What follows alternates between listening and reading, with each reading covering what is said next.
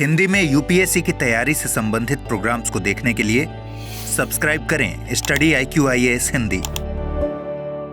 A very very very warm hearty welcome to all of you. This side is Abhinav Kumar बौरे और आज मैं आपके समक्ष लेकर प्रस्तुत हूँ मैपिंग की सीरीज का एक और पार्ट।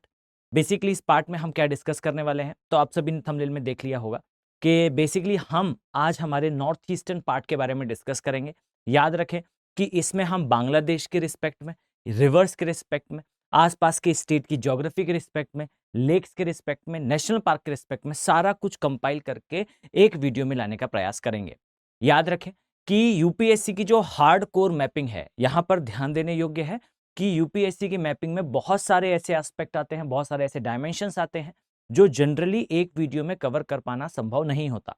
याद रखें कि आपको एरिया वाइज, जैसे मैंने पूरी इंडिया की ज्योग्राफी एक बार बताई, फिर हमने नॉर्थ की ज्योग्राफी में वहां हमने हिमालयन पार्ट को पूरा मैप पे ड्रॉ करा, उसे समझा, पासेस को देखा, एरियाज को देखा। इसी प्रकार से हमने साउथ के बारे में देखा। यहाँ पे कोस्टल मैपिंग में मैंने बहुत डिटेल में क्लास ली, जहां पर हमने मोर देन 60 मार्किंग को समझा।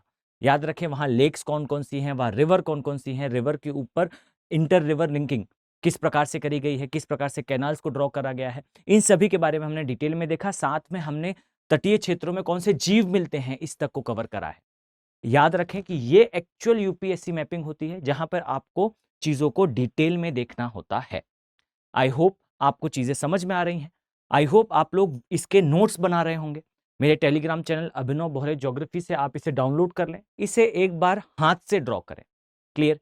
अब देखिए, याद रखें कि YouTube पर एक रिस्ट्रिक्शन होता है। मैं बैंडविड्थ वीडियो की इतनी नहीं रख सकता कि आपके लिए वो देखना लेथार्जिक हो जाए।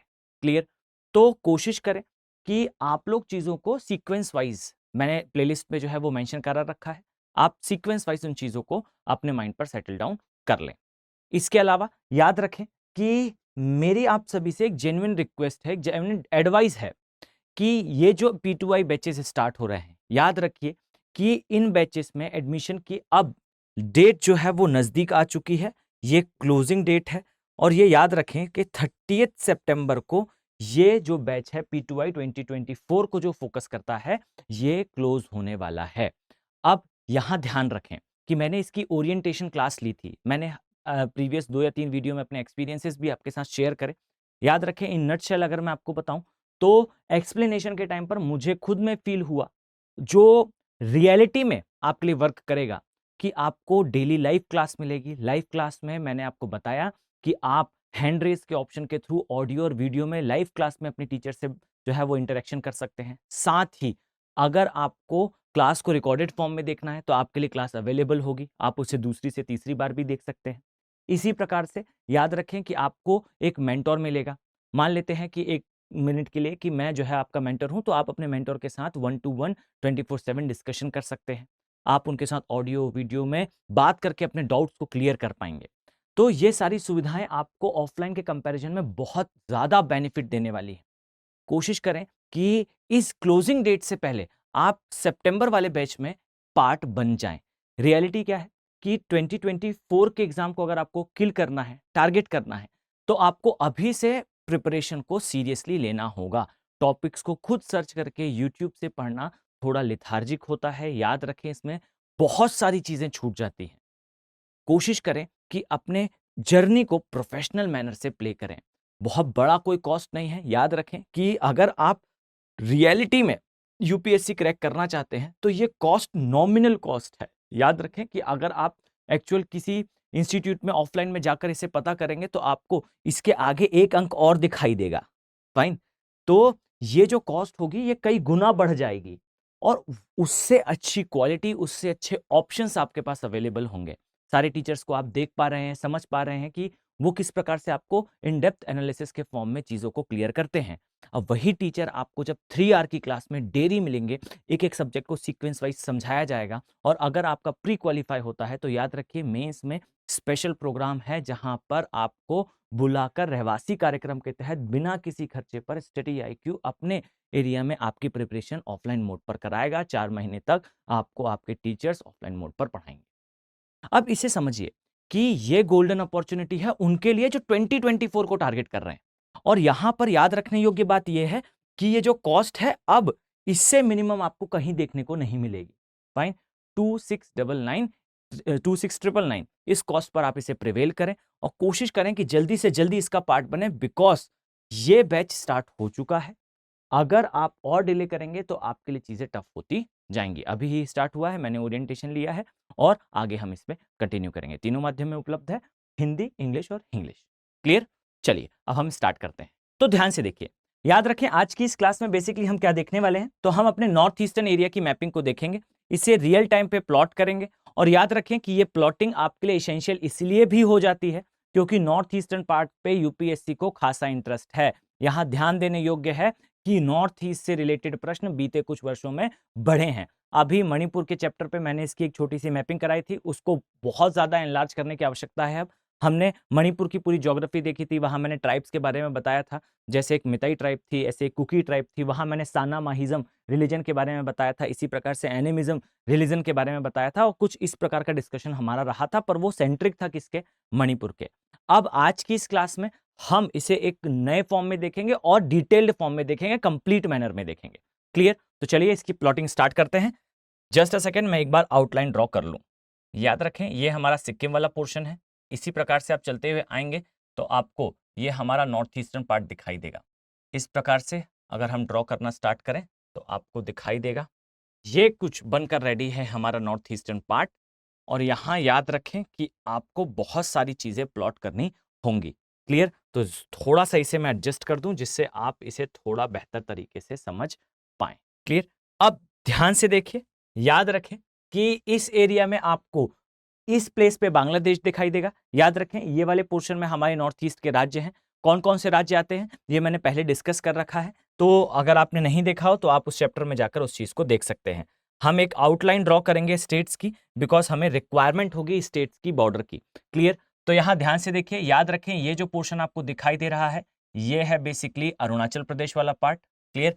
तो ये ऊपर अरुणाचल प्रदेश है। एक इंफॉर्मेशन अरुणाचल प्रदेश के लिए याद रखिएगा कि इसे जो है नेफा के नाम से पहले जाना जाता था, जिसे नॉर्थ ईस्ट फ्रंटियर एजेंसी कहा जाता है फुल फॉर्म में। अरुणाचल प्रदेश के ऊपर प्रोक्लेमेशन करता है चाइना, और ये याद रखिएगा चाइना का ये जो प्रोक्लेमेशन है ये बेसलेस है।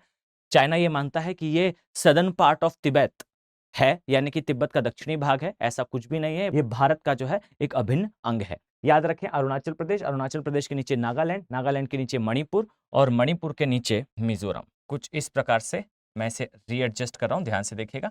नागालैंड, मणिपुर, मिजोरम, बचा वाला जो पोर्शन है यह है त्रिपुरा, और याद रखिए इसी प्रकार से आपको इस स्थान पर जो है वो दिखाई देगा, यह है मेघालय वाला पोर्शन। क्लियर? अब ये जो बचा वाला पार्ट है याद रखें कि ये पार्ट कहलाता है असम वाला क्षेत्र, ये पार्ट जो है ये है वेस्ट बंगाल और ये है सिक्किम वाला एरिया। हमें इन सारे एरियाज की आवश्यकता होगी, इसलिए हम इसे मार्क करेंगे। चलिए इसी प्रकार से ध्यान दें, याद रखिएगा कि आपको यहां पर कुछ पहाड़ियां दिखाई देती हैं, और ये पहाड़ियों वाला चैप्टर मैंने पहले भी आपके साथ डिस्कस कर रखा है, इसलिए हम इसे ज्यादा समय नहीं देंगे। याद रखें हिमालय में 4 भाग हैं, जिसे कहा जाता है वृहद हिमालय, लघु हिमालय, शिवालिक वाला एरिया और एक trans Himalaya. Trans Himalaya main Himalaya का पार्ट है नहीं, मैंने ट्रांस हिमालय के बारे में डिटेल में समझाया है। काराकोरम, लद्दाख, जास्कर और पीर पंजाल। कुछ इस प्रकार से देखेंगे तो एक काराकोरम दिखेगा, एक लद्दाख दिखेगा, एक जास्कर दिखेगा, यहाँ पर कैलाश दिखेगा। ये ऊपर वाला भाग जो है ट्रांस हिमालय कहलाएगा। इसी प्रकार से नीचे आपको पीर पंजाल दिखाई देगा।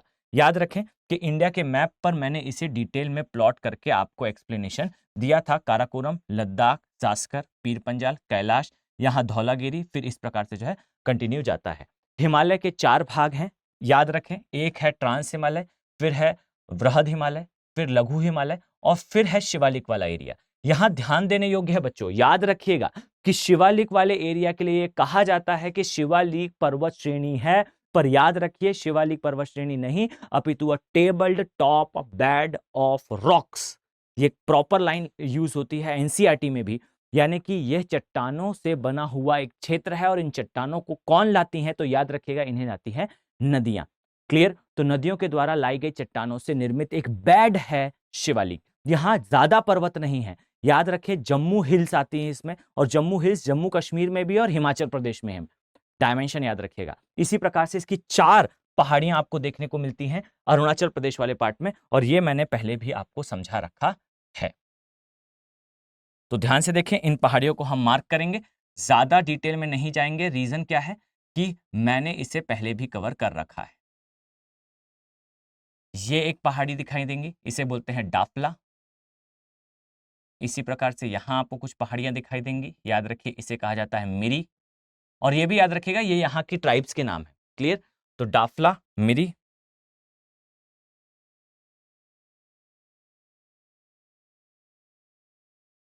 इसी प्रकार से यहाँ आपको दिखाई देगी, ये डाफला है, ये मिरी है, ये अबोरो है। इसी प्रकार से यहाँ आपको दिखेगा मिशिमी।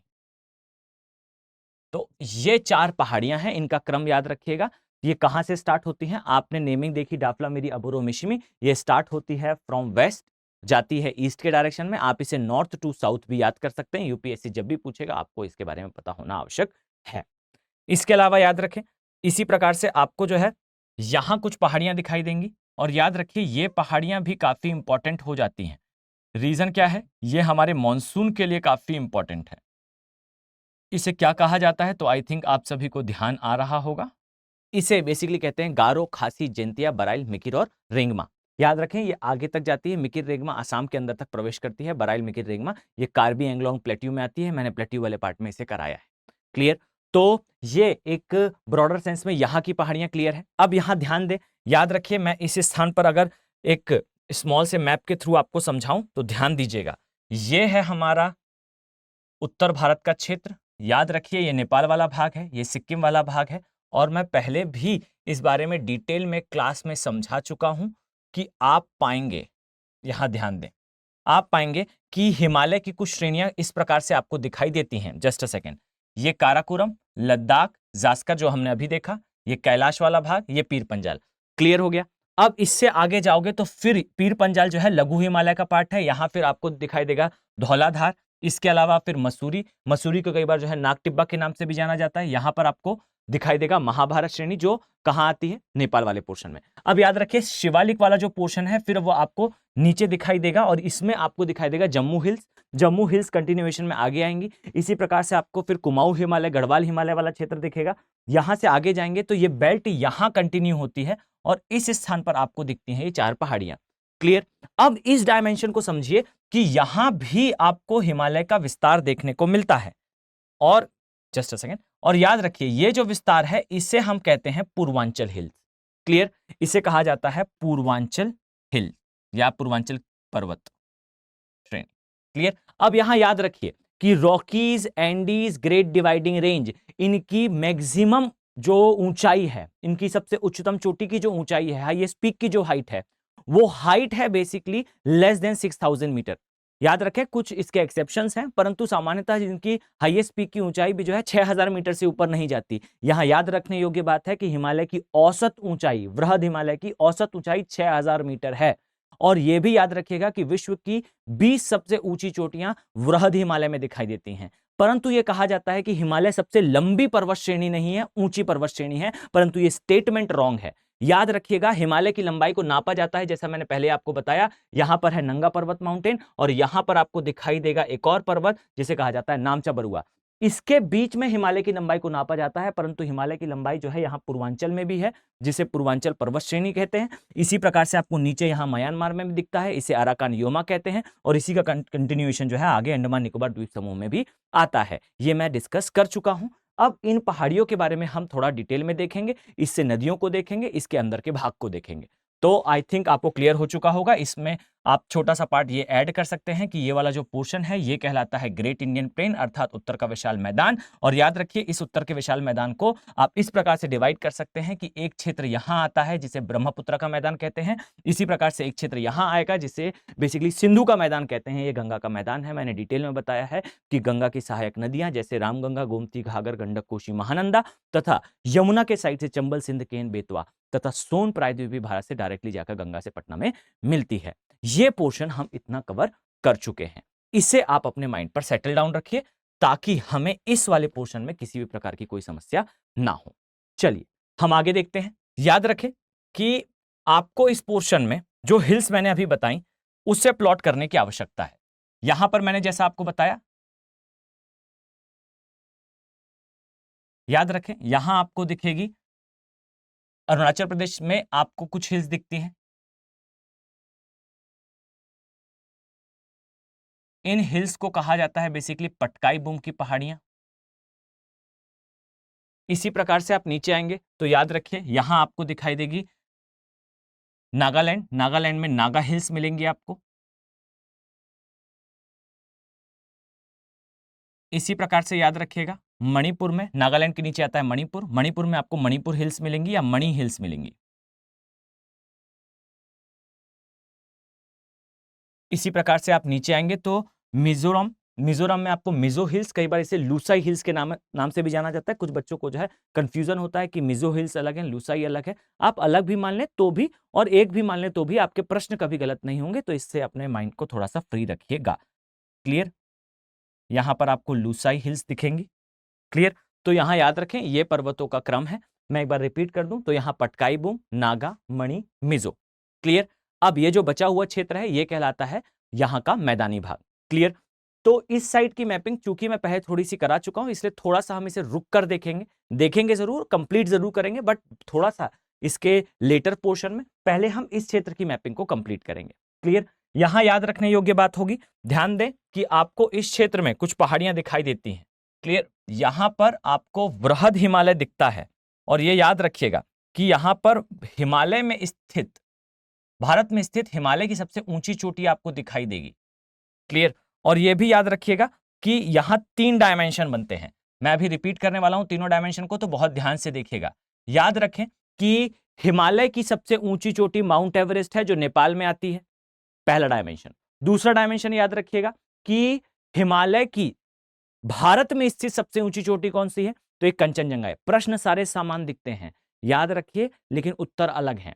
भारत की सबसे ऊंची चोटी बेसिकली कौन सी है, K2 है, K2 या Godwin Austen. Godwin Austen PoK वाले पार्ट में आता है जो भारत का ही हिस्सा है, अभिन्न अंग है। क्लियर? तो एक भारत की सबसे ऊंची चोटी K2, दूसरा हिमालय की सबसे ऊंची चोटी माउंट एवरेस्ट, तीसरा भारत में स्थित हिमालय की सबसे ऊंची चोटी। यह याद रखिएगा कि यह है कंचनजंगा जो आती है सिक्किम में। पॉइंट क्लियर हो गया? चलिए अब हम आगे देखते हैं। याद रखें इसी प्रकार से आप जाएंगे तो सिक्किम में यहां पर्वत दिखेगा, और यहां ध्यान रखिएगा एक ग्लेशियर भी आता है। अगर आप लोग इंटरेस्टेड होंगे तो हम भारत के इंपॉर्टेंट ग्लेशियर देखेंगे, लेकिन यहां सिर्फ ग्लेशियर का नाम और उसकी लोकेशन इंपॉर्टेंट नहीं होगी।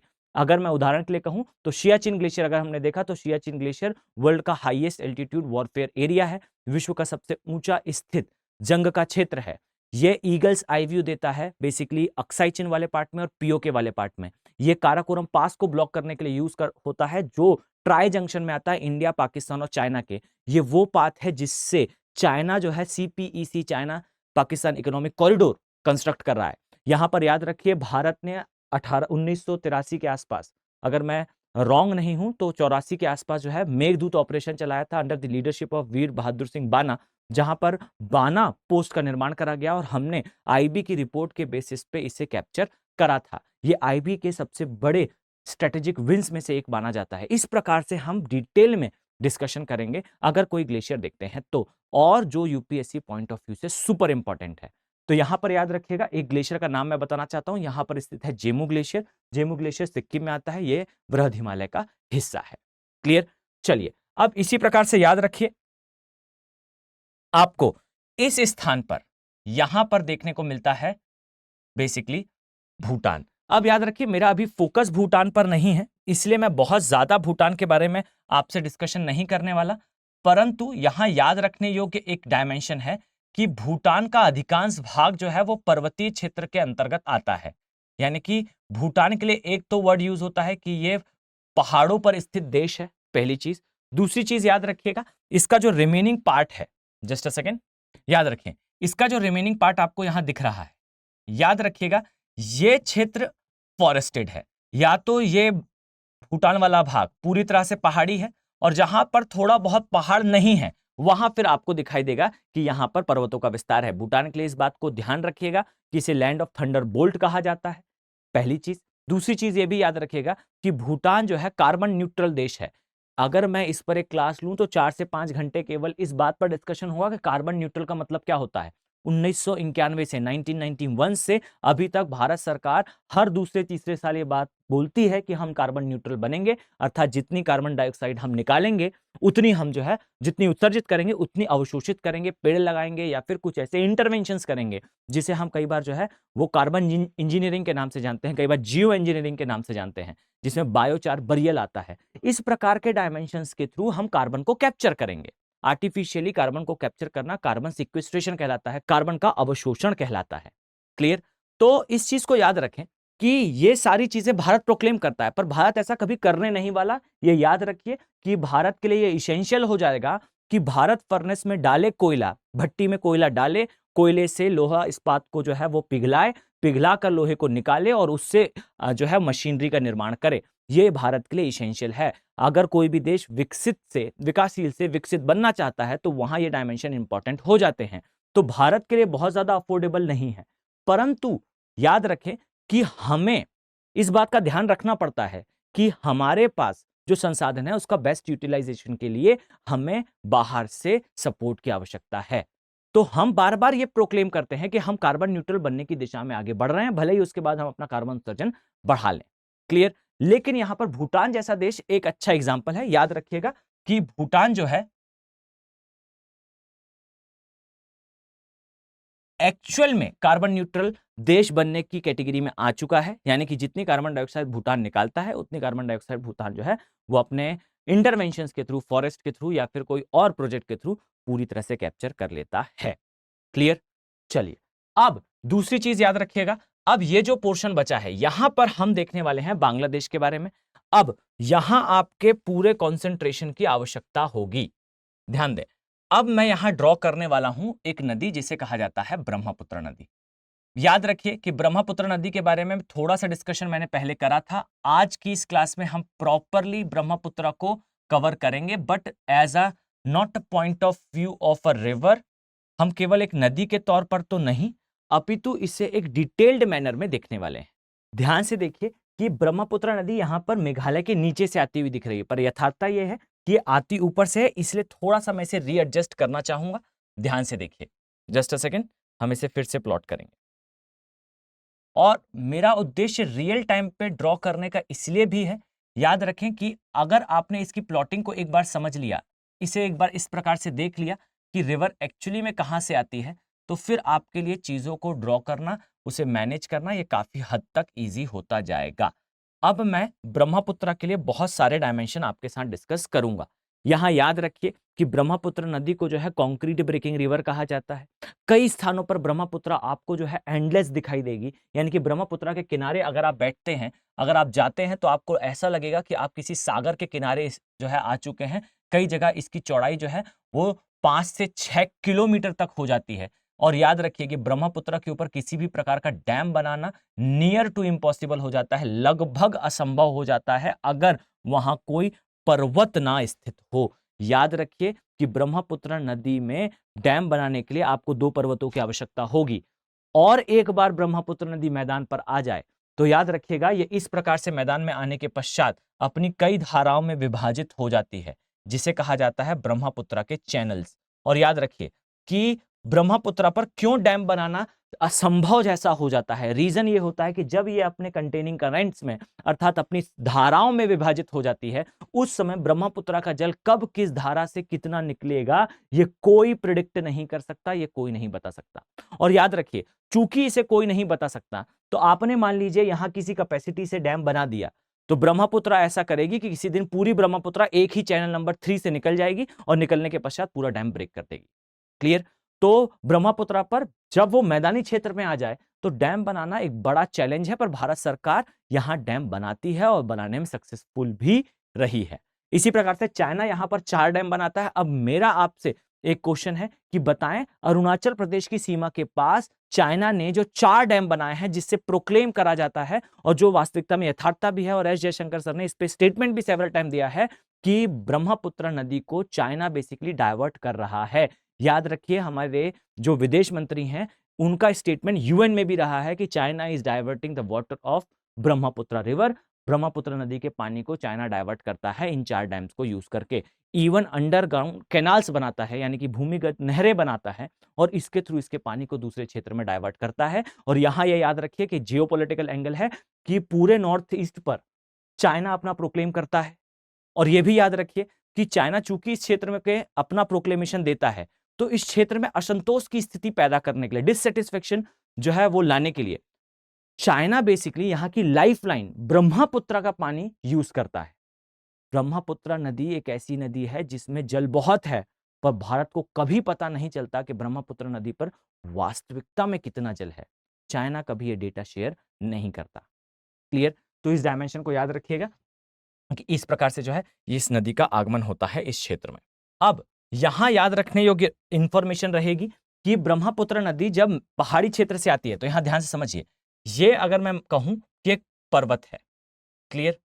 अब यहां याद रखिए कि किसी पर्वत से जब नदी का उद्गम होता है, तो नदी पर्वत से उद्गम लेने के पश्चात मान लेते हैं इस स्थान पर जो है वो ग्लेशियर है और यहां से नदी जो है वो बहती हुई बाहर आई।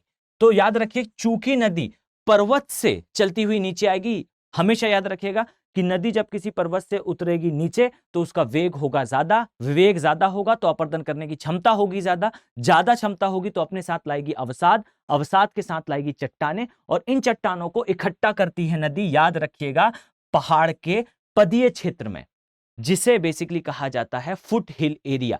तो नदी पर्वत से नीचे आएगी, अपने साथ 2 चीजें लाएगी। फर्स्ट चीज है अवसाद, सेकंड चीज है रॉक्स। सबसे पहले भारी चीजों को छोड़ेगी। आप इमेजिन करें आपके घर का रैंप है, उस पर कचरा पड़ा हुआ है, आपने पानी डाला, तो सबसे पहले क्या लेकर जाएगा वो? कचरा और पानी दोनों लेकर जब नीचे जाएगा पानी, तो सबसे पहले भारी कचरे को छोड़ेगा, हल्के कचरे को थोड़ा दूर छोड़ेगा। उसी प्रकार से होता है जब नदी अवसाद प्लस चट्टाने लेकर आती है, तो सबसे पहले चट्टानों को छोड़ती है, फिर अवसादों को छोड़ती है। याद रखिए जहां चट्टानों को छोड़ती है वहां पर निर्मित होता है पिडमाउंट एरिया में भाबर जोन। अब ये भाबर क्या होता है मैं आगे आपको चैप्टर्स में डिटेल में समझाऊंगा। फिर आता है तराई एरिया जो दलदली क्षेत्र होता है। यहां पर याद रखने योग्य इंफॉर्मेशन है कि नदी जब इसके आगे जाती है और उसमें और भी ज्यादा अवसाद हो, तो याद रखिए कि नदी जो है अपने प्रवाह के क्षेत्र में कुछ इस प्रकार से, जस्ट अ सेकंड, यहां पर ध्यान से देखिएगा, नदी जब इस प्रकार से जाती है तो याद रखिए अपने प्रवाह के क्षेत्र में जब अवसाद ज्यादा होते हैं तो उन अवसादों को अपने कोर्स के बीच में ही जमा करना प्रारंभ कर देती है। इसे कहा जाता है नदी द्वीप। तो हमेशा याद रखें कि वो नदी जिसके अंदर अवसाद की मात्रा ज्यादा हो, नदी नदी द्वीपों का निर्माण करती है। और याद रखिए नदी द्वीपों का निर्माण वही नदी करेगी जिसके अंदर अवसाद ज्यादा हो, सेडिमेंट्स ज्यादा हो, साथ में जिसका वेग पहले बहुत ज्यादा रहा हो। याद रखिए कि ब्रह्मपुत्र नदी अपनी लंबाई का लगभग 60% भाग ये प्ले करती है पहाड़ों में, और पहाड़ों में प्ले करने के कारण इसका वेग ज्यादा होता है, इस कारण इसमें अवसाद ज्यादा होते हैं। और चूंकि इसके अंदर अवसाद ज्यादा है, ये नदी जो है वो द्वीपों का निर्माण करती है। आप सभी ने एनाकोंडा मूवी जरूर देखी होगी। उस मूवी में हर जगह दिखाया जाता है कि जो नाविक है वो अमेज़न नदी पर एक स्थान से दूसरे स्थान जाते हैं और बीच बीच में नदी में द्वीप दिखते हैं। कुछ इस प्रकार के द्वीप दिखाई देंगे आपको ब्रह्मपुत्र नदी में। याद रखें कि अंडर एस्टिमेट करने की आवश्यकता नहीं है ब्रह्मपुत्र को। अगर ब्रह्मपुत्र, अगर मैं आपको इस मैप पर दिखाऊं तो याद रखिए कि यहाँ एक पर्वत है, मैंने मार्क नहीं करा, नामचा बरुआ। अगर यहाँ ये सिंटेक्शियल बैंड नहीं होता तो ब्रह्मपुत्र सीधे निकलती, और एक समय पर ब्रह्मपुत्र सीधे ही जाती थी और ये अपना जल विसर्जित करती साउथ चाइना सी में, एंटर ही करती है इंडिया में। इसका सबसे बड़ा कारण है यहां पर हिमालय की उपस्थिति। हिमालय है इसीलिए नॉर्थ ईस्ट की लाइफलाइन यहां पर उपस्थित है। क्लियर? अब यहां ध्यान दें, इस नदी पर हम प्लॉट करेंगे कुछ नदी द्वीपों को। आपको यहां पर एक नदी द्वीप दिखाई देगा, यहां पर आपके कंसंट्रेशन की आवश्यकता है। याद रखिए यह विश्व का सबसे बड़ा नदी द्वीप है जिसे कहा जाता है मांजुली। मांजुली असम में आता है, ब्रह्मपुत्र नदी में आता है, विश्व का सबसे बड़ा नदी द्वीप है। लेकिन यहां पर एक डायमेंशन याद रखिएगा कि नदी द्वीपीय जिला है। क्लियर? एक सिटी भी है, मॉन्ट्रियल। याद रखिए आपको ऑक्सफोर्ड के स्टूडेंट एटलस में, मैं पेज नंबर एग्जैक्टली अभी ध्यान नहीं कर पा रहा हूं, ये लगभग 58 के बाद आपको दिखाई देगा। 58 से 70 पेज नंबर के बीच में ऑक्सफोर्ड के स्टूडेंट एटलस में हिंदी माध्यम और इंग्लिश माध्यम दोनों में ही आपको मार्किंग दिखाई देगी। उत्तरी अमेरिका में मॉन्ट्रियक्स, ये यूएस और कनाडा की बॉर्डर में आता है। और याद रखिए ये मॉन्ट्रियक्स जो है ये एक नदी द्वीप है, ज्वार नदमुख पर बना है। ये सेंट लॉरेंस नदी पर स्थित है, जो उत्तरी अमेरिका की सबसे व्यस्त अंतःस्थलीय जलमार्ग वाली नदी है। ये यूएस और कनाडा की बॉर्डर भी बनाती है। ये भी याद रखिएगा कि मॉन्ट्रियल जो है ये एक नदी द्वीपीय क्षेत्र है, सबसे प्रसिद्ध नदी द्वीप है, और ये अपने मॉन्ट्रियक्स रिकॉर्ड के लिए जाना जाता है, जिसे आप सिलेबस में अच्छे से कवर करने वाले हैं। यूपीएससी 3 बार इससे प्रश्न पूछ चुकी है। क्लियर? तो ये डायमेंशन याद रखिएगा, ये मॉन्ट्रियक्स है। इसी प्रकार से चलते हुए आगे जाएंगे तो याद रखें कि आपको ब्रह्मपुत्रा पे बहुत सारी मार्किंग्स मिलेगी। अब हम इन मार्किंग्स को देखने वाले हैं। अब ध्यान से देखें, याद रखिए कि आपको इस स्थान पर कौन कौन सी मार्किंग्स का विशेष ध्यान रखना है। तो सबसे पहले याद रखें, यहां पर आपको एक प्लेस मिलेगा जिसे कहा जाता है तेजू। क्लियर? ये बेसिकली इस तरफ आता है, स्पेस कम है इसलिए मैंने ऊपर बनाया, बहुत ज्यादा परेशान होने की आवश्यकता नहीं है। ये एक एयरपोर्ट है, इंपॉर्टेंट प्लेस है। लेकिन काम की बात यह है, याद रखिए आपको एक मार्किंग मिलेगी जिसे कहा जाता है डिब्रूगढ़। याद रखें, यहां पर आपको दिखाई देगा, ये एक तेज है, यहां पर आएंगे आप तो याद रखिए एक स्थान और मिलेगा। वैसे ये स्थान जो है ब्रह्मपुत्र के ऊपर दिखाई देगा, पर याद रखिए जब लोकेशनल एनालिसिस करेंगे तो आपको कुछ चीजों को यहां एक्सेप्ट करना होगा। यहां पर आप पाएंगे, यहां आपको दिखेगा पासी घाट। जस्ट अ सेकेंड, यहां आपको दिखेगा पासी घाट। याद रखिए पासी घाट के लिए कि इस प्लेस पर आपको दिखाई देगी कि एक नदी आकर इससे मिल रही है। याद रखिएगा इस नदी का नाम, ये नदी कौन सी है? तो यहां पर एक नदी मिलेगी, इस नदी को बेसिकली कहा जाता है दिहांग, माफ कीजिएगा दिबांग। क्लियर? अब यह याद रखिए कि जो दिबांग नदी है,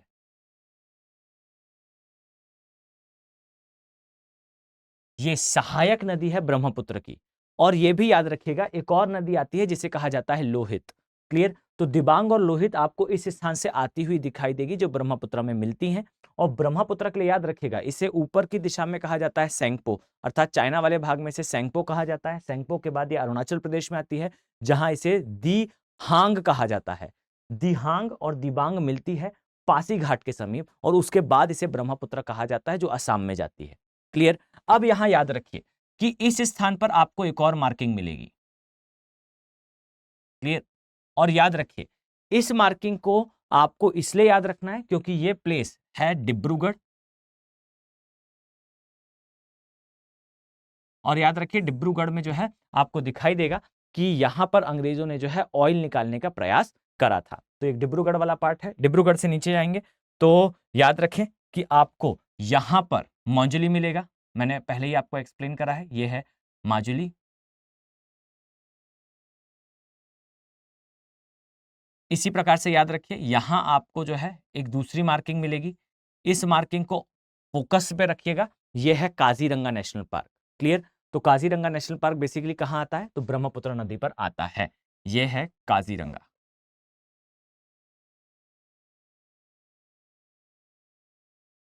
और ये याद रखिएगा कि जो काजीरंगा नेशनल पार्क है, ये नेशनल पार्क इसलिए इंपॉर्टेंट है क्योंकि यहां आपको एक सींग वाला एशियाई गेंडा अर्थात सिंगल हॉर्न एशियाटिक राइनो दिखाई देगा। और मैंने पहले भी आपको राइनो के बारे में डिटेल में बताया है, यूपीएससी को सुपर इंटरेस्ट है।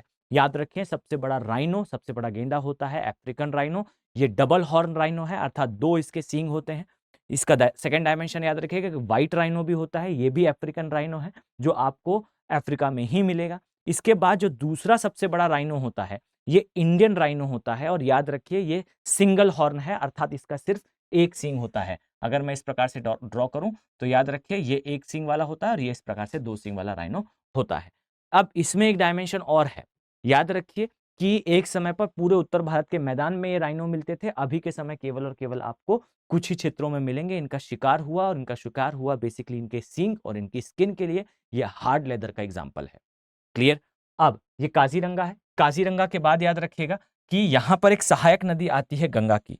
ये सहायक नदी बेसिकली आती है भूटान वाले पार्ट से। क्लियर? और ये याद रखिएगा कि ये जो नदी है ये मानस कहलाती है। और मानस के लिए डायमेंशन मैं पहले भी आपको बता चुका हूं। याद रखें कि मानस नदी जो है वो ब्रह्मपुत्र की सहायक नदी है। और दूसरी चीज ये है कि यहां पर आपको एक दिखाई देगा नेशनल पार्क जिसे कहा जाता है मानस नेशनल पार्क। याद रखें, मैं यहाँ नाम मेंशन कर देता हूँ जिससे आपको समझने में समस्या ना हो। आई नो थोड़ा सा मार्किंग्स जो है वो रीडेबल नहीं होंगी, मैं इसे थोड़ी देर बाद जो है जूम कर दूंगा तो आप इसे आसानी से पढ़ पाएंगे। और याद रखिए, मानस नदी भी है, मानस नेशनल पार्क भी है, ये भूटान में भी जाता है जहां इसे रॉयल मानस नेशनल पार्क कहते हैं। मैं पहले भी बता चुका हूं कि मानस नेशनल पार्क फेमस है अपने रेड पांडा के लिए। रेड पांडा बेसिकली भालुओं की एक प्रजाति है, इसे पेनीपेट्स कहा जाता है। याद रखें, यूपीएससी इसे सेवरल टाइम क्वेश्चन कर चुकी है, मैंने इस पे डीएनए और इसके प्रॉब्लम्स पे डिस्कशन करा है। याद रखें, एक नटशेल में अगर मैं आपसे कहूं तो जो रेड पांडा है ये भालुओं की एक प्रजाति है। इनिशियली ये जो थे ये मांसाहारी थे, आज के समय शाकाहारी हैं। याद रखें कि ये बैम्बूस खाते हैं।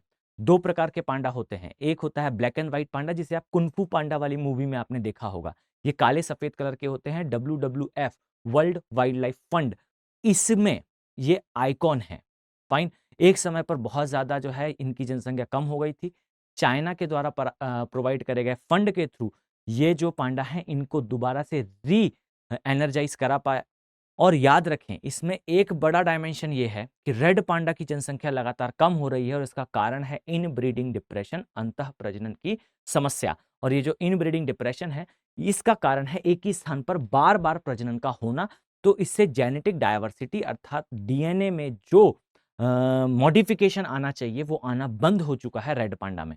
इसलिए रेड पांडा को जो है मानस नेशनल पार्क से निकालकर वेस्ट बंगाल में एक नेशनल पार्क है, याद रखिएगा इसे कहा जाता है सिंगलीला नेशनल पार्क, यहाँ रिहैबिलिटेट करा गया। ये करंट का टॉपिक है।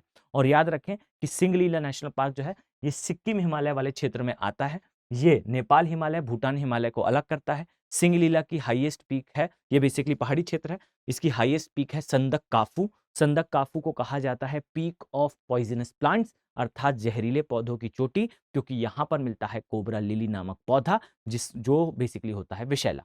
ये संदक काफू वेस्ट बंगाल की सबसे ऊंची चोटी भी है। रेड पांडा को इधर लाया गया है ताकि कुछ जेनेटिक मॉडिफिकेशन हो सके। अगर ये जेनेटिक मॉडिफिकेशन क्या होता है ये आपको समझना है तो आप एक बार जाकर जो है वो वैल्यू एडिशन, ये मैपिंग की सीरीज है, इसी के नीचे आपको वैल्यू एडिशन वाली सीरीज दिखेगी, वहां मैंने डिटेल में कवर करा है रेड पांडा की समस्या के बारे में। क्लियर। याद रखें कि ये एंडेंजर्ड है और बहुत तेजी से इनकी जनसंख्या कम हो रही है। क्लियर। ये मानस नेशनल पार्क के इंपॉर्टेंट प्रजाति है। यहां पर आपको एक तो सिंगल हॉर्न राइनो ये तो देखने को मिलता ही है। चलिए आगे बढ़ते हैं। इसी प्रकार से याद रखिएगा एक और सहायक नदी है ब्रह्मपुत्र की, और इसी प्रकार से बेसिकली बच्चों मैपिंग करी जाती है एक्चुअली यूपीएससी की। चीजों को सिर्फ मार्क कर लेना इंपॉर्टेंट नहीं है, चीजों को समझना होगा कि ये एग्जैक्टली क्यों देख रहे हैं। एटलस पे मार्क कर लिया तो बात खत्म, ऐसा नहीं है। वो लोकेशनल एनालिसिस है, इसके बाद आपको उनके बारे में पता होना चाहिए।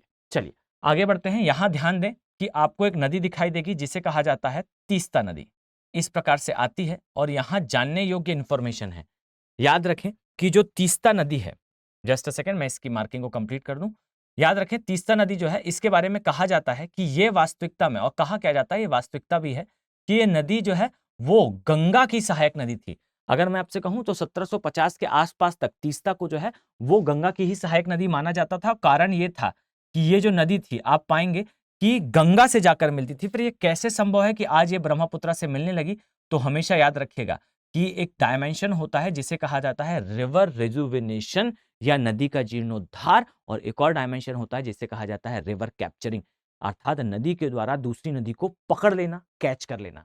आप जब डिटेल में फिजिकल ज्योग्राफी पढ़ते हैं, मैं आपको दावे के साथ कह सकता हूं कि आप अगर सर्च करें रिवर कैप्चरिंग इन हिंदी, ये आपको बहुत रेयरेस्ट किसी वीडियो में दिखाई दे। मैं श्योर नहीं हूं, हो सकता है अदर पढ़ाया गया हो, पर इससे प्रश्न आते हैं और रेयरली इस पर कोई डिस्कशन करता है। याद रखिए कि एक रिवर कैप्चरिंग का एग्जाम्पल है तीस्ता नदी। इसी प्रकार से एक रिवर कैप्चरिंग का और भी एग्जाम्पल है भारत में।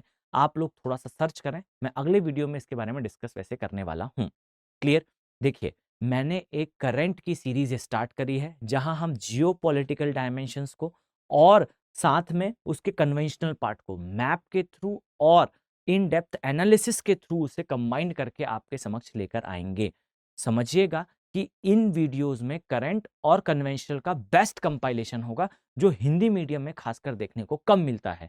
अब ये जो गैप है इसे हम फुलफिल करने का प्रयास करेंगे।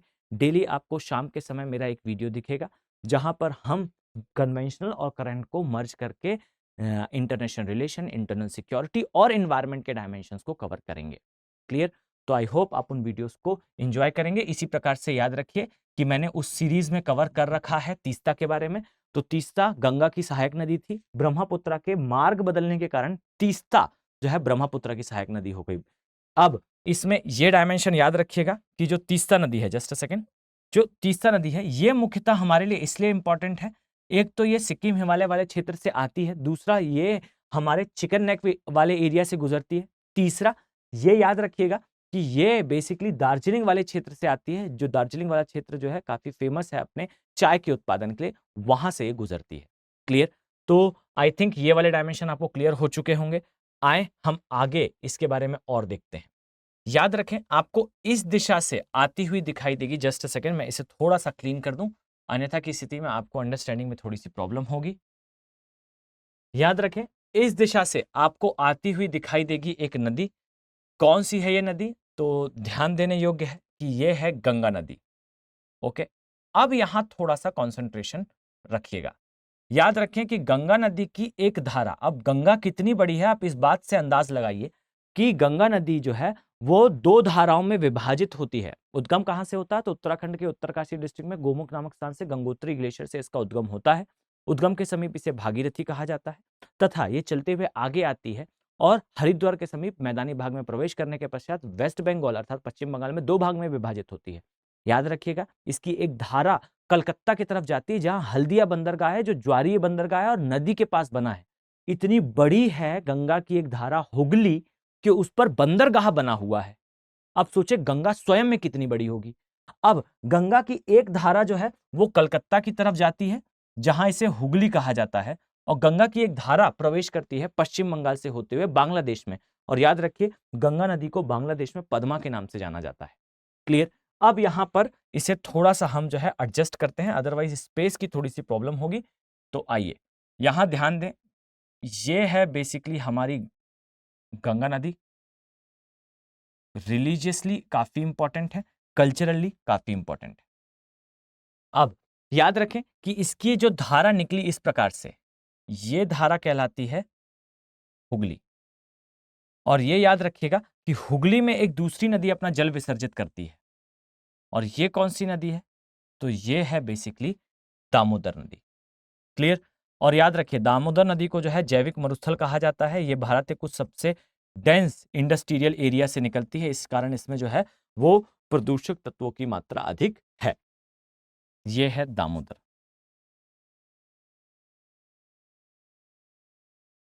अब याद रखें कि गंगा जब जाती है बांग्लादेश में तो इसे कहा जाता है पद्मा।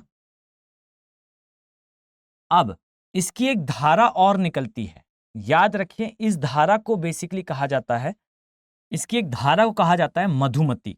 याद रखिए ये गंगा की ही एक धारा है, और गंगा की एक धारा हुगली के रूप में अलग हुई, एक धारा जो है मधुमती के रूप में अलग हुई, और मधुमती बिल्कुल पैरेलली गंगा की जो है धारा उसके समानांतर चलती है। याद रखिए इसे कहा जाता है मधुमती।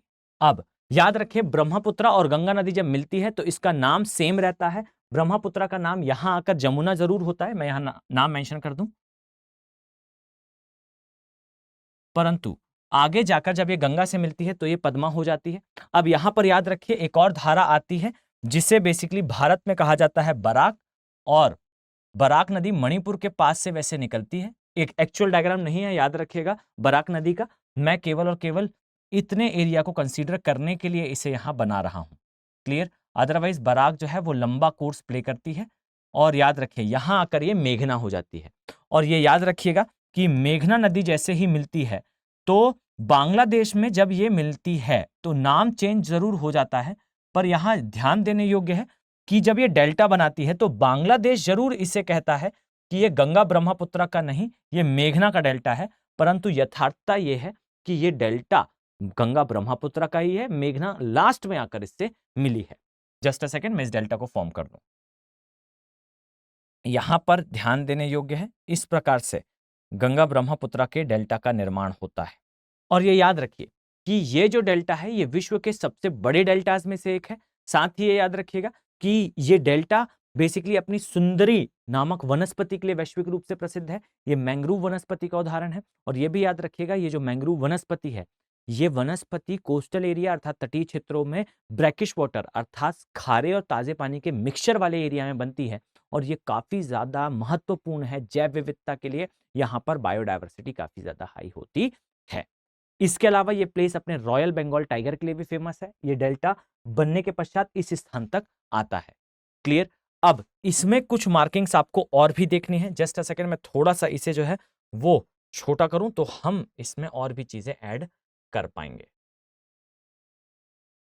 आई थिंक ये आपके लिए अभी भी रीडेबल होगा, आप इजीली जो है इस पर वर्क कर पाएंगे। याद रखें, ये जो क्षेत्र आपको दिख रहा है, ये क्षेत्र बेसिकली बांग्लादेश का डेल्टा वाला भाग है। जस्ट अ सेकंड, मैं इसमें कलर चेंज कर लूं, अन्यथा की स्थिति में आपको दिखाई नहीं देगा बेहतर तरीके से। याद रखें, ये जो क्षेत्र आपको दिखाई दे रहा है, ये डेल्टा वाला क्षेत्र है। ये बांग्लादेश के एरिया में आता है और इस प्रकार से बांग्लादेश का जो पोर्शन है ये यहां तक उपस्थित है। क्लियर। तो ये जो पोर्शन आपको दिखेगा, यहां पर आपको बांग्लादेश की टेरिटरी दिखाई देगी, बांग्लादेश का क्षेत्र दिखाई देगा। यहां से नीचे आपको म्यांमार दिखेगा, जिसको आगे हम अभी मार्क करेंगे। क्लियर। अब यहां जानने योग्य है, याद रखें कि ये हमारा एरिया है। इस एरिया में भारत का आपको द्वीप दिखाई देगा, ये एक हमारा द्वीप है। इसी प्रकार से याद रखें, यहां आपको अदर द्वीप दिखेंगे और ये बांग्लादेश के परिप्रेक्ष्य में काफी महत्वपूर्ण हो जाते हैं।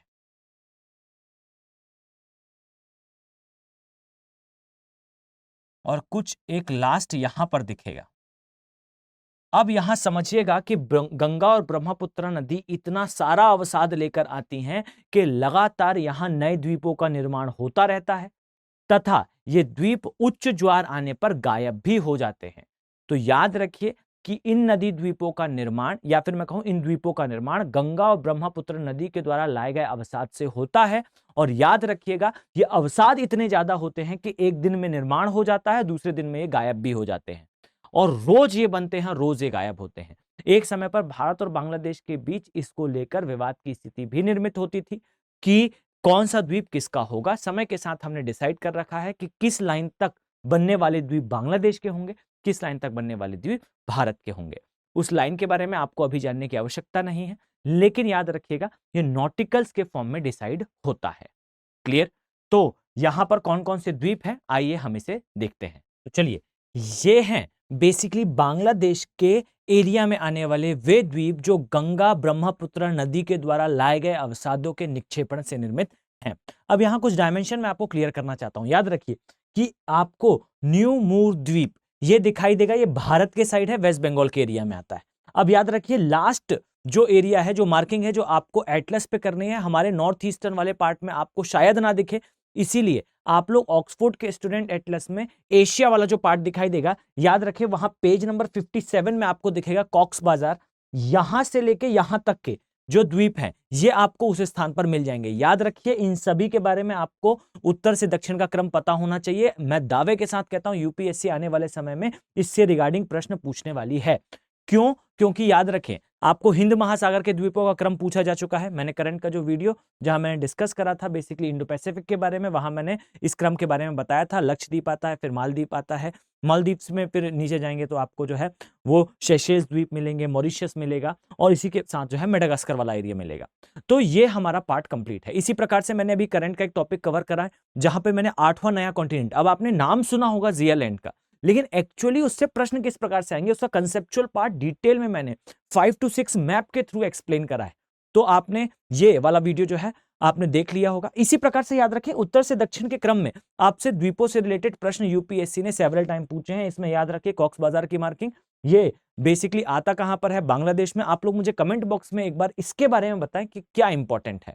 क्लियर। यहां से एक रोड जाती है, एक रिवर भी जाती है, इंपॉर्टेंट है। मैं नेक्स्ट क्लास में इसके बारे में जरूर डिस्कस करूंगा। इसके ऊपर आएंगे तो याद रखिए चटगांव आता है। चटगांव वाले पार्ट को मैंने पहले भी डिस्कस करा है, जहां पर मैंने बताया था कि स्ट्रिंग ऑफ पर्ल अर्थात चाइना हमें हिंद महासागर में घेरने का प्रयास करता है। उसी के तहत चटगांव वाले पार्ट में पाकिस्तान, माफ कीजिएगा, चाइना वाले जो इंटरवेंशन है वो देखने को मिलते हैं। ये चटगांव वाला पार्ट है। इसके बाद आपको दिखेगा सन द्वीप, ये एक द्वीप है। इसके बाद आपको हाटिया, कई बार इसे दक्षिण हाटिया द्वीप भी कहा जाता है, इसके ऊपर आपको सहबाज द्वीप दिखेगा और इसके बाद आपको न्यूमोर द्वीप दिखाई देगा। ये भारत के अंतर्गत आता है, ये पश्चिम बंगाल वाले क्षेत्र में दिखता है। अब इन सभी चीजों को अपने माइंड में बेहतर तरीके से कंसोलिडेट कर लें। अब हम इसे जो है विश्व मानचित्र में देखने वाले हैं, वर्ल्ड मैप पर देखेंगे। वर्ल्ड मैप पर बेसिकली हम एक पोर्शन पे इसे ड्रॉ करेंगे, क्योंकि मुझे यहां पर कुछ नदियों के बारे में आपको एक्सप्लेनेशन देना है। तो चलिए, आई थिंक इतना पोर्शन आपको अब क्लियर हो चुका होगा। ध्यान दें, अब हम ड्रॉ करने वाले हैं इस पोर्शन को। याद रखें, ये जो पोर्शन आपको दिख रहा है, ये कुछ इस प्रकार से आप पाएंगे कि ये वास्तविकता में दिखाई देता है।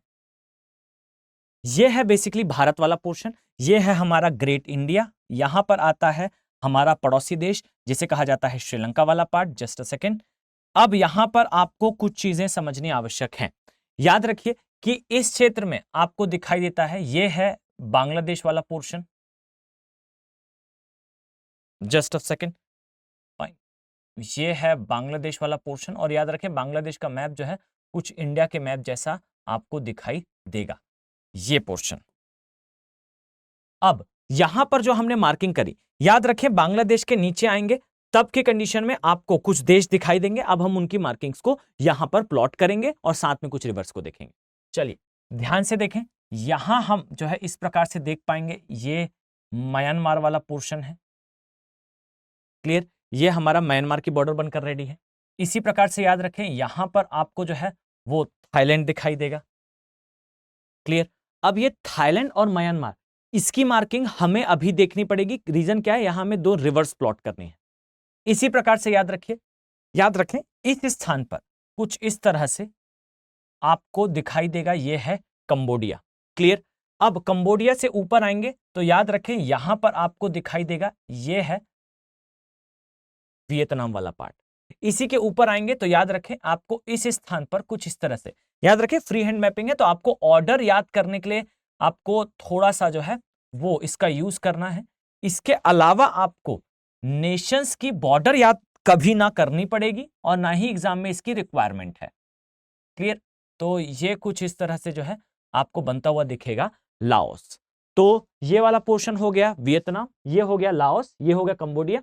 अब ये आपस में मर्ज होते हैं, तो जस्ट अ सेकंड मैं इन्हें रीएडजस्ट कर लूं जिससे आप बेहतर तरीके से चीजों को समझ पाएं। जस्ट अ फ्यू सेकंड, थोड़ा सा हमें साइज जो है वो चेंज करना पड़ रहा है। रीजन क्या है, रीजन सिंपल सा है, हमें यहां पर रिवर्स प्लॉट करनी है। मुख्य उद्देश्य हमारा यहां पर रिवर्स को देखना है इंडिया के रिस्पेक्ट में। फाइन, तो ये जो पोर्शन आपको दिखेगा, जस्ट सेकंड, ये आपको कुछ इस तरह से म्यांमार दिखाई देगा। इसी प्रकार से याद रखें कि ये जो पोर्शन है ये आपको थाईलैंड के रूप में दिखाई देगा। Clear, I know I several time used to repeat the word called clear. ये मेरा एक्चुअली में एक्सप्लेनेशन में बार बार आने वाला वर्ड है, तो कई बार ये थोड़ा सा जो है आपके लिए समस्यादायक हो सकता है, पर थोड़ा सा एडजस्ट करें। ये बेसिकली, अब मैं एक बार नाम रिपीट कर रहा हूँ, ये है बांग्लादेश, बांग्लादेश के बाद म्यांमार, म्यांमार के बाद थाईलैंड, थाईलैंड के बाद यहाँ कंबोडिया दिखेगा, ये मलेशिया वाला पार्ट है, यहाँ पर आपको लाओस दिखाई देगा और लास्ट में बच्चे आपको मिलेगा वियतनाम। क्लियर, अब यहाँ याद रखें लाओस जो है वो लैंडलॉक नेशन है और अब हमें यहां से स्टार्ट करना है कुछ चीजों की मार्किंग को। क्लियर, तो चलिए स्टार्ट करते हैं। नीचे इस स्थान पर, जैसा मैं पहले भी बता चुका हूं, यहां आपको एक द्वीप दिखाई देगा। कौन सा है द्वीप, तो आई थिंक अब आपको याद हो गया होगा, यह है सुमात्रा, इंडोनेशिया वाला पार्ट। ओके, चलिए, तो सबसे पहले हम यहां पर पर्वत ड्रॉ करेंगे। रीजन क्या है, हमें आवश्यकता पड़ने वाली है। तो ध्यान से देखें, ये जो पर्वत आपको दिखाई दे रहे हैं, आई थिंक आप सभी को अब समझ में आ चुका होगा कि मैं किन पर्वतों की मार्किंग कर रहा हूं। यह है बेसिकली अराकानयुमा पर्वत। क्लियर,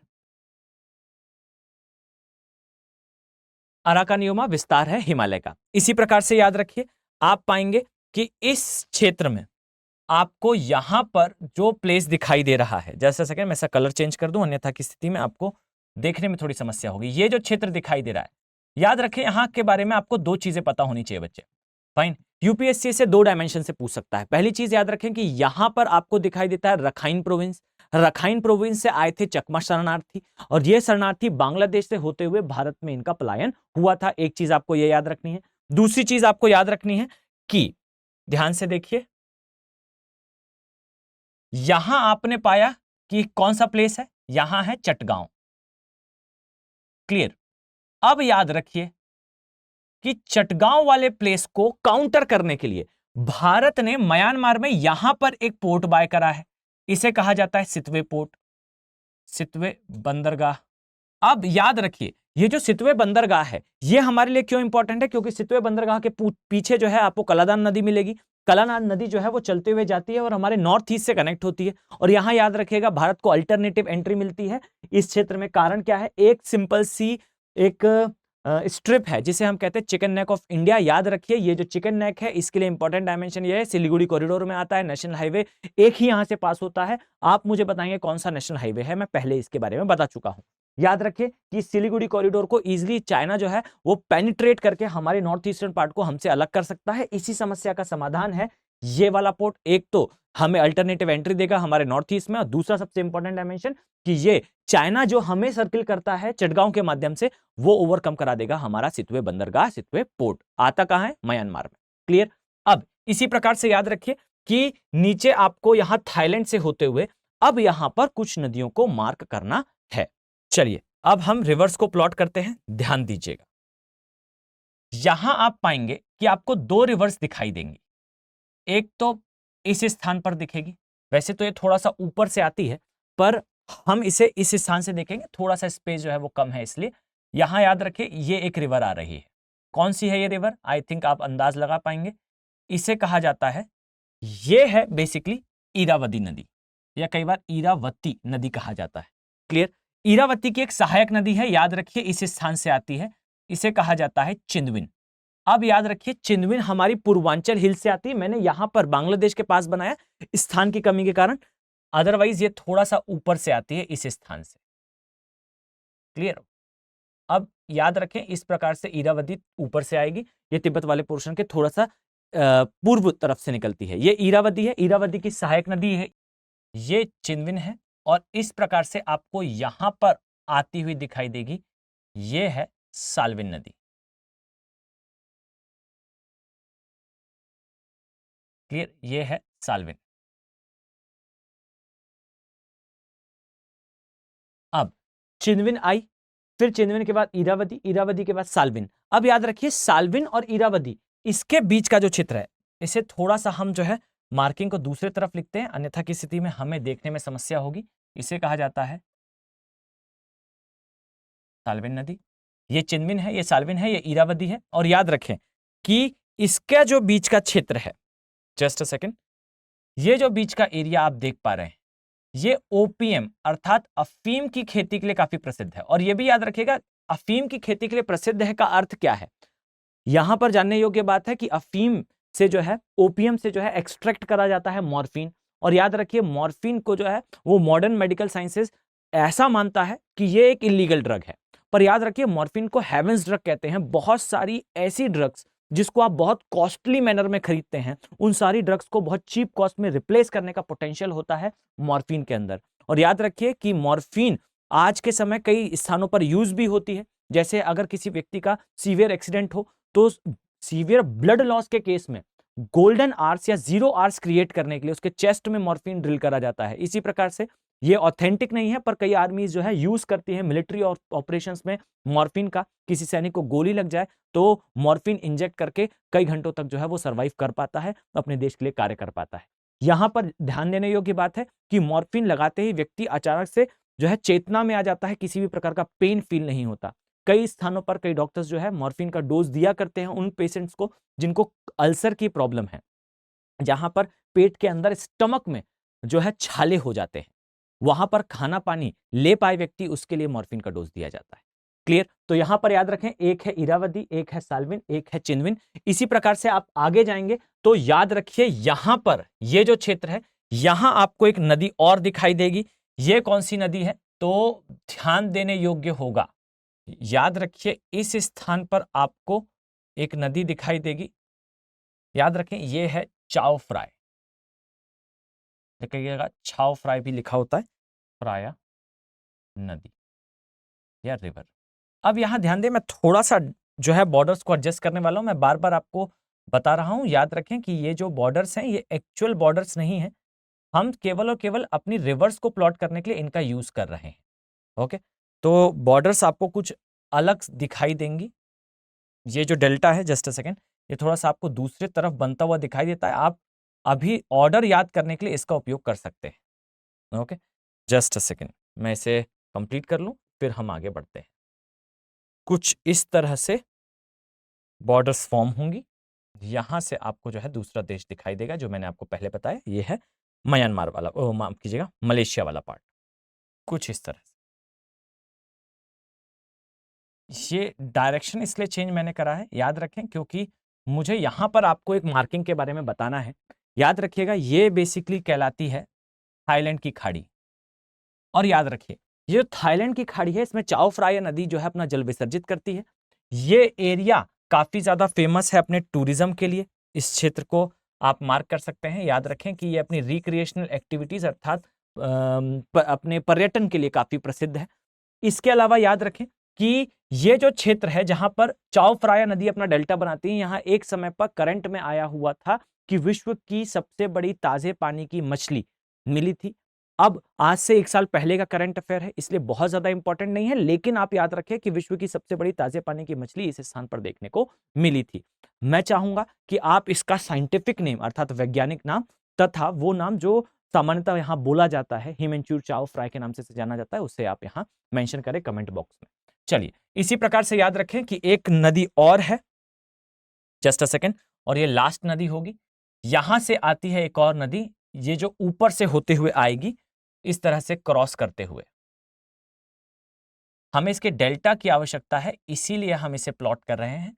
याद रखें कि कंबोडिया के पास अपना डेल्टा बनाती है, इसे कहा जाता है मेकोंग नदी। और याद रखें, मेकोंग के बारे में मैं बहुत कुछ बताने वाला हूं।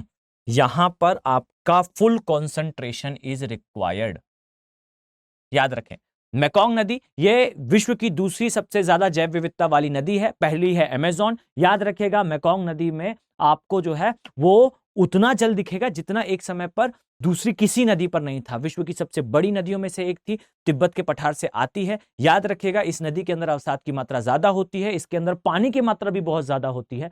ये दूसरी सबसे ज्यादा जैव विविधता वाली नदी है।